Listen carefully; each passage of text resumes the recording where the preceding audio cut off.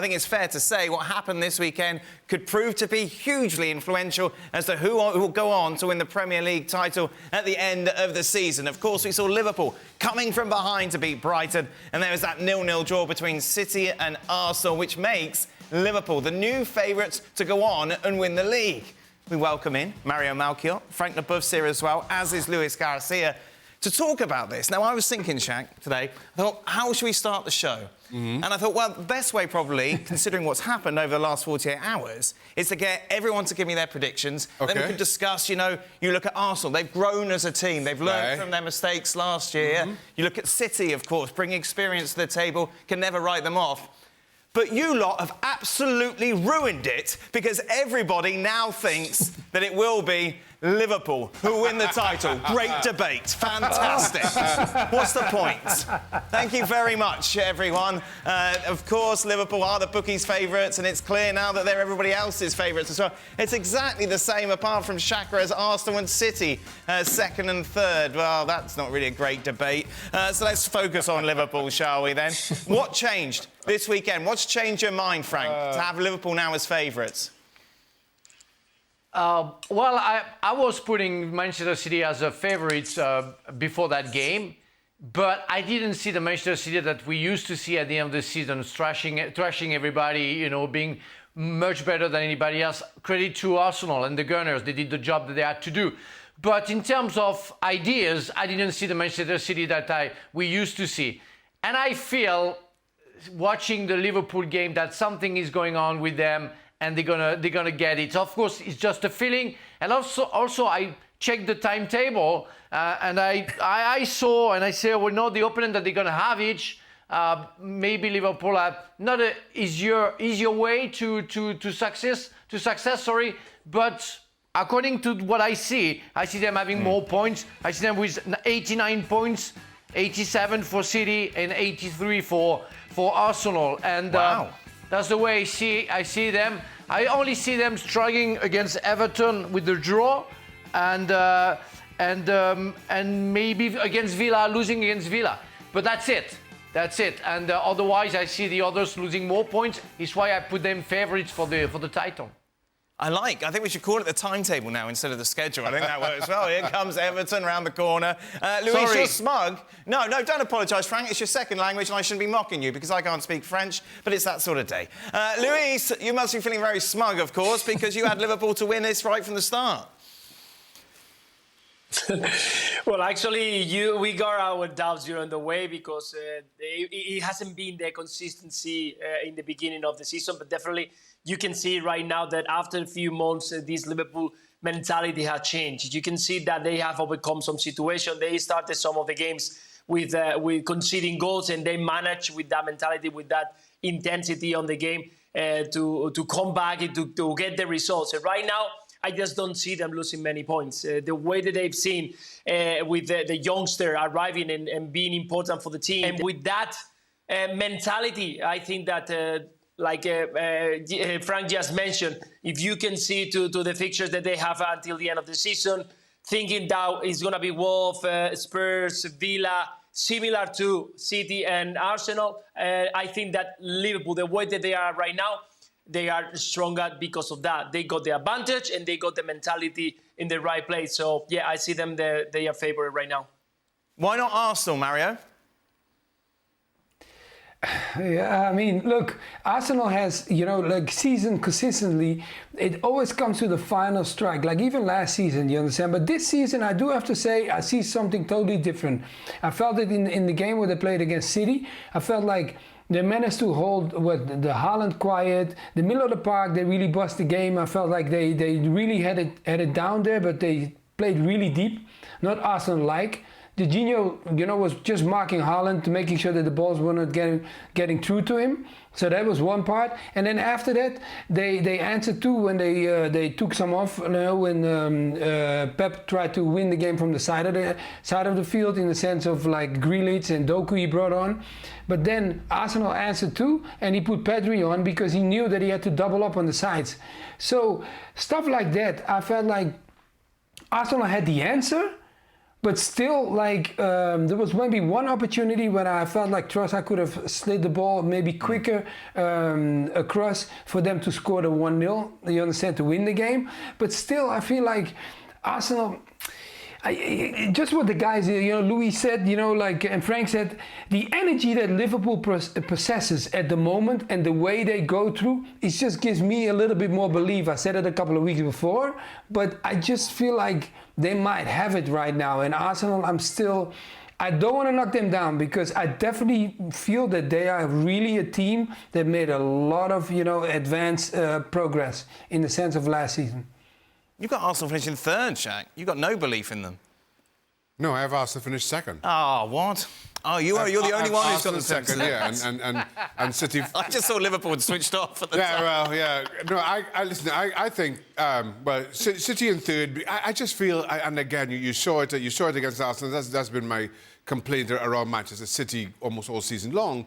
At times, while they've won games, they've not looked as good as you normally expect Manchester City to do. And then this City team doesn't really keep an awful lot of clean sheets, and I just feel that comes back to haunt them in the long run. Arsenal, for me, are arguably playing the best football in the league right now, but they just find themselves chasing a Liverpool team who I thought their title charge would have been derailed a few weeks ago with all the injuries and Klopp having to call on kids. And somehow that team responded with all those kids.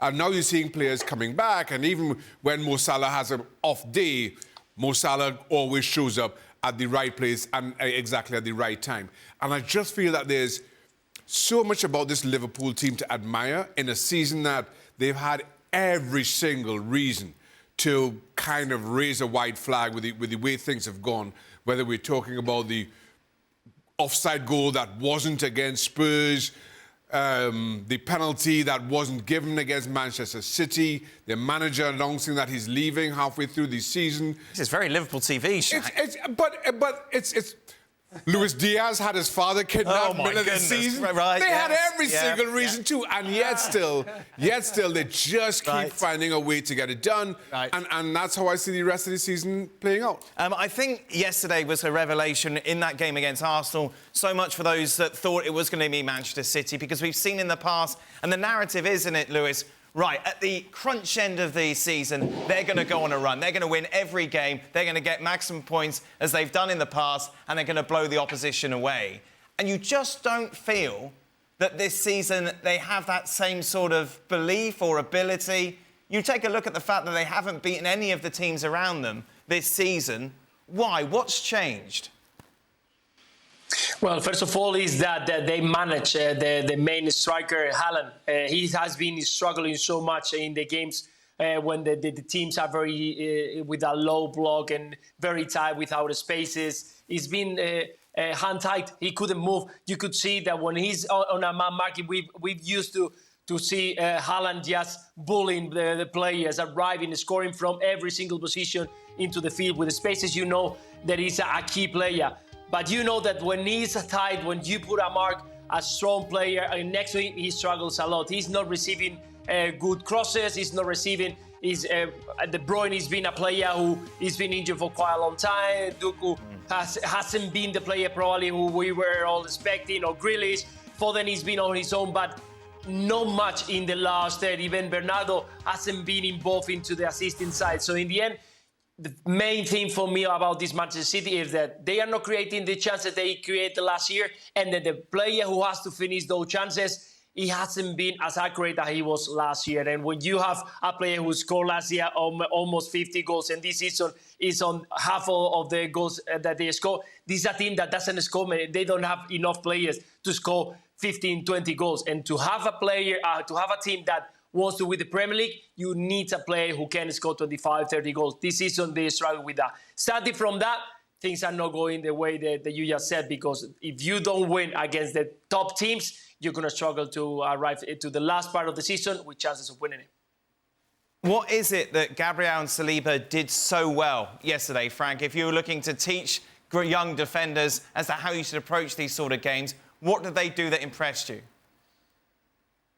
Well, on top of them, I think you have to include everybody because as a team, they perfectly work. You know, when City had the ball, they worked as a block and real block with 3 lines, but very close to each other. And of course, Saliba and Gabriel have been outstanding. They annoyed Haaland as well. We could see Gabriel and Haaland talking a lot, you know, let's say talking in a nice way, but more insulting each other, you know. But that's part of the game as well, putting your player outside the game. And in fact, before you could feel that De Bruyne was able to find Haaland every time.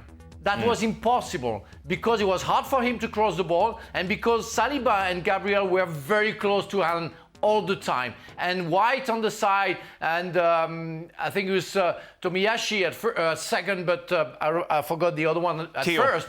They were very close also. Yes, exactly. They were very close also, covering either Gabriel or Saliba. They work really as a real line at 4, and there were no space for Haaland. And Haaland is not technically, I would say, the best player in the world. He needs the space. He needs to find his mobility, and if you don't allow him to do so, he struggles like anybody can struggle.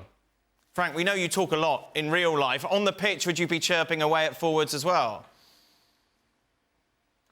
No, because I mean, as long as the guy respected me, I was okay. If he started to knock me down, you know, whatever, you know, I would become nasty. I would have become nasty, that's for sure. And Mario can witness that. But otherwise, no, never, because I have too much respect for the player. But if you try a nutmeg, if you try something tricky, if you try to tease me, yeah, I can get very upset. So, but I had my good days and my very bad days, let's say. Much like now. What about you, Mario? I can't imagine you talking to strikers like that. No, like what Frank just said, you know, like, for example, a perfect example for me is probably to call Thierry Henry, because I knew him personally and he always would talk to you in the game. And I don't know if he, you know, but especially when we played Arsenal, he would always come and tell me so many stories, and I go, don't talk to me. Don't talk to me. He said, but Mario, come on, we're friends, man. And I go, don't talk to me. I'm not going to... Okay, I gave you 2 answers, now I'm not answering anymore. And I would not answer because I know what he tries. He tried to get in your head and for you to switch off 1 second and he's gone. And I knew that. So you cut the conversation. Me, I know, no. You know, that's Mario, why. Like, wait. What sort of stories is he telling you? Like, I went out last night, had a lovely dinner. What's he talking to you about?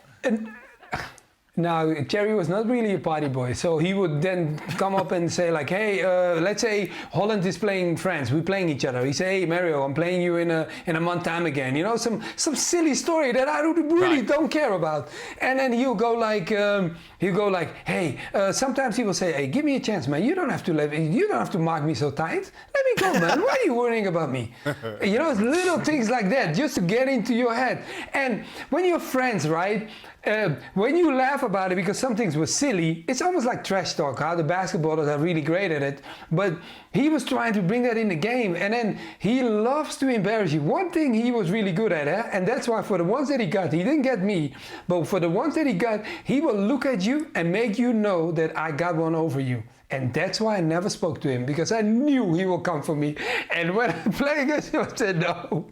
So that's why I know. But just going back to the game, when you saw the 2 guys playing, you know, Saliba and Gabriel, they were so focused. But I do have to say, I said it before, you have to watch what Jorginho did.